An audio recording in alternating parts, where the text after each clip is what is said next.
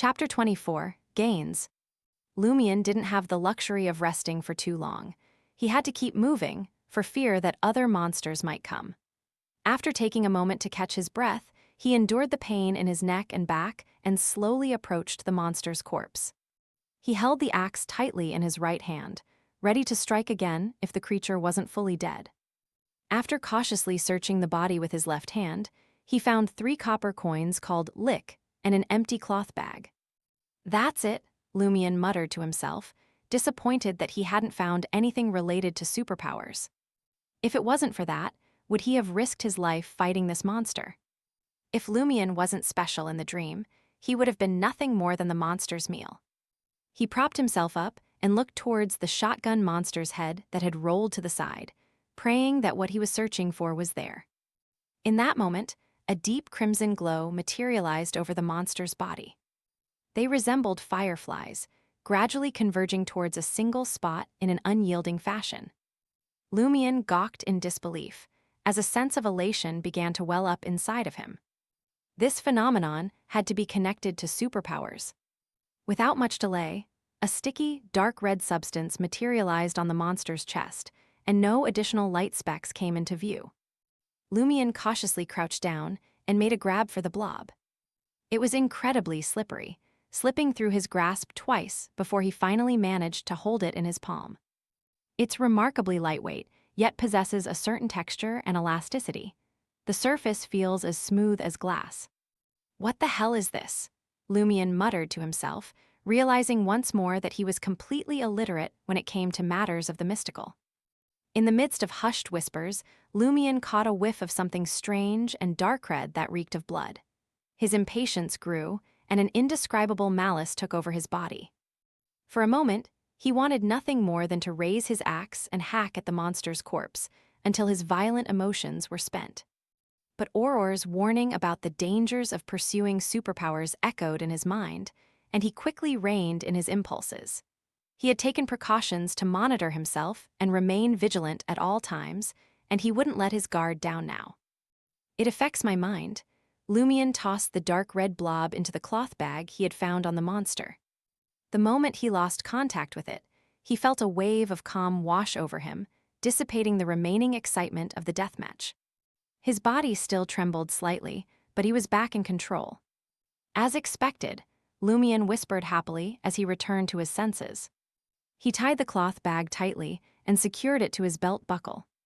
After a moment's consideration, Lumion withdrew the cloth bag and stowed it safely in the inner pocket of his leather jacket. It provided him a sense of assurance and minimized the chances of losing it. As the buttons on his clothes were undone, the book that had been plastered to Lumion's back lost its support and hit the ground. It was riddled with potholes and in tatters, a far cry from its former state. Lumion recognized it as the mock examination papers for higher education admission exercise book that his sister Auror had prepared for him. This was the same book that had saved his life by blocking a shotgun attack. Of course, this single book didn't deserve all the credit. Lumion picked up the exercise book and sauntered back to the monster's lifeless body, a wry smile on his face.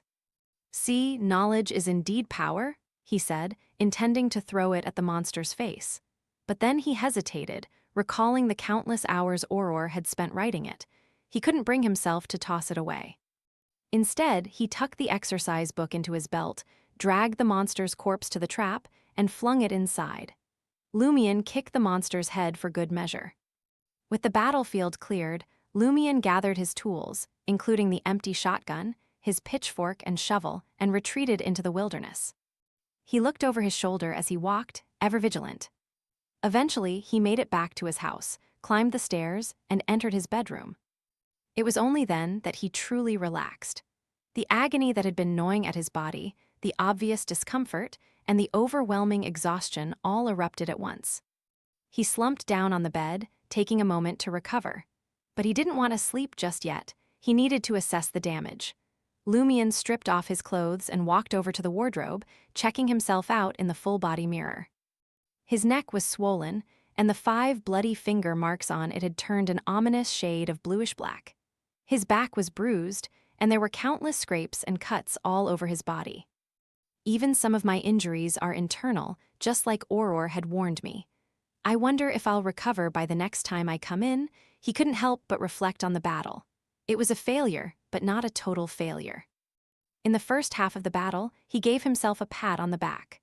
Not only did he make full use of the monster's low IQ to lead it into the second trap, but he also followed his original plan to a T. It was a game of cat and mouse, and he played it to perfection. He dragged the monster out until it was on the brink of surrendering to its injuries. However, his lack of experience was his downfall. Instead of throwing in heavy rocks, he chose to stab the monster with a pitchfork at the bottom of the pit. In the second half of the battle, he was overconfident and underestimated the monster's intelligence. His insufficient combat experience made him fall into the monster's trap, which almost got him killed. That performance would have been a disaster. Thankfully, his earlier successes had pushed the monster to its limit, and it didn't kill him quickly enough. This gave him a chance to complete his meditation and summon his special trait. Before this battle, Lumion had not expected the special trait to have such a powerful effect. It caused the monster to descend into uncontrollable fear, one so unbreakable despite suffering attacks. He had worried that the near-death state brought about by summoning the special trait would make him vulnerable to attack. But it turned out to be special and very strong. As Lumion sighed, he had a revelation. The monsters in the ruins avoided his house and made it a safe zone because there was something even more terrifying inside. It could be the owner of the mysterious voice he heard when he summoned the special trait. Lumion gasped at the thought. His subconscious urged him to search every corner of the house for the terrifying thing, but he quickly dismissed the idea. Provoking the being that even the shotgun-wielding monster was helpless against was not an option. For now, all was calm and peaceful, and it was best to keep it that way. He had to maintain the current state of the safe house and not uncover the shroud. Each passing day was a day, and as for the dangers that may lie ahead, he would face them when the time came. Not until then, not until I become a Beyonder and gain significant power. Lumion cast his gaze at the cloth bag in his left hand. Even as Lumion examined his injuries in the mirror, shirtless, he refused to let go of the source of superpowers. He had worked too hard to obtain it. How should I use this thing? He asked himself, opening the cloth bag and staring at the dark red blob within. The blob lay still at the bottom of the bag, its form unstable yet clearly not alive. Lumion, who knew nothing of mysticism, wondered if he should eat it, perform a ritual to merge with it, or offer it to some secret entity. He only knew of the latter two options from reading Hidden Veil. In the past, he would have only thought of one thing: eat. Lumion didn't rush to make a decision.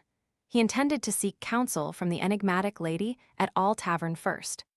He was convinced that the woman would provide him with clues on how to harness the power of the dark red sphere and gain superhuman abilities.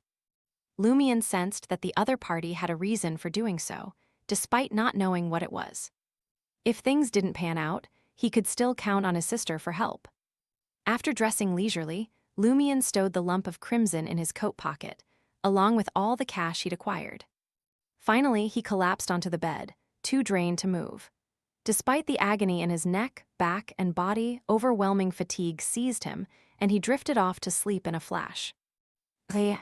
As Lumion opened his eyes, he was blinded by the sunlight that had already penetrated the curtains, illuminating the entire room. Slowly sitting up, he felt sore all over, as if he had been pummeled in a dream. I was indeed beaten up badly. The injuries in the dream really get reflected into reality, but there's an obvious level of weakening. Trying to move around, he felt his muscles aching a little, but was ultimately relieved that he wasn't too affected. However, when he reached into his pockets, nothing at all. Lumion failed to exit with the crimson blob. His expression became solemn, his brows knitted tightly. Lumion didn't know what to do. The crimson blob, an item that promised superpowers, hadn't followed him into reality. This was different from what the mysterious woman at All Tavern had said. Lumion gathered himself, quickly changed his clothes, and left his room. As he walked down the hall, he noticed that the door to the washroom was wide open. Auror was facing the mirror, brushing her teeth with a serious look on her face. "Morning," Lumion greeted. "It's not early anymore. You got up late," Aurora muttered incoherently. Splat, her blonde hair, tied back into a ponytail, flicked about as she spit out the liquid in her mouth. She turned to look at Lumion. "What did you do wrong last night?" "That owl is outside. How would I dare go out?" Lumion responded calmly. "That's true." Aurora dropped the topic and said, "Remember to take 5 Verl Door to the administrator to send a telegram later." Lumion nodded. This was the key to their escape from Cordu, and it was something he would never forget. After breakfast, Lumion headed straight to the village square, where the administrator's office was located in a 2-story building. Upon reaching the office, Lumion discovered that Administrator Bayost had yet to arrive, but the rest of the staff had already commenced their day's work. Lumion paid the required fee and promptly sent a telegram. After concluding his business, Lumion turned on his heel and began walking towards the All Tavern. It was highly unlikely that the enigmatic woman was already up and about, but Lumion was more than happy to bide his time. His pursuit of superpowers had been a prolonged one, so a few more ticks on the clock didn't faze him.